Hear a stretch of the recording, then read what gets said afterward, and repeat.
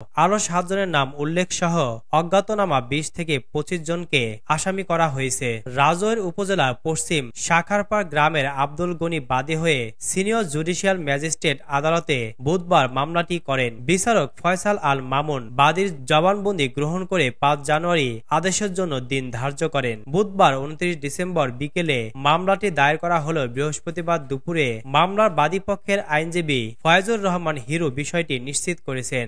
স্থানীয় সূত্রে জানা গেছে, ২৬ ডিসেম্বর চতুর্থ ধাপে ইউপি নির্বাচনে ছাত্রলীগের সাবেক সাধারণ সম্পাদক গোলাম রাব্বানীর আহত হন। সেই ঘটনায় গোলাম রাব্বানীর বাবা এম এ রশিদ আজাদ বাদী হয়ে রাজৈর থানায় একটি মামলা দায়ের করেন। মামলায় ২ আসামি গ্রেফতারও করা হয়। ওই মামলার ২ দিন পরই গোলাম রাব্বানীর বিরুদ্ধে রাজৈর উপজেলার মধ্য শাখারপাড় গ্রামের আব্দুল গনি মাতুব্বর নামে নির্বাচনী হামলা, মারপিট ও লুটপাটের অভিযোগে আদালতে মামলা দায়ের করেন। মামলার আইনজীবী ফয়জুর রহমান হিরু মামলার আরজির বরাত দিয়ে জানান, গত ২৬ ডিসেম্বর রাজৈর উপজেলার ইউপি নির্বাচনে ইসবপুর ইউনিয়নের ৭ নং ওয়ার্ড গাংকান্দি সরকারি প্রাথমিক বিদ্যালয় কেন্দ্রে নির্বাচন চলাকালে গোলাম রাব্বানী সহ মামলার অন্যান্য আসামিরা হামলা চালিয়ে রাব্বানীর ছোট মামা ইউপি চেয়ারম্যান প্রার্থী সালাউদ্দিনের পক্ষে জোরপূর্বক ভোট কেন্দ্র দখল সহ সন্ত্রাসী কার্যকলাপের চেষ্টা করে। তখন প্রতিদ্বন্দ্বী ইউপি চেয়ারম্যান প্রার্থী মোশাররফ মোল্লার জামাতা ও মামলার বাদীপক্ষের লোকজন বাধা দিলে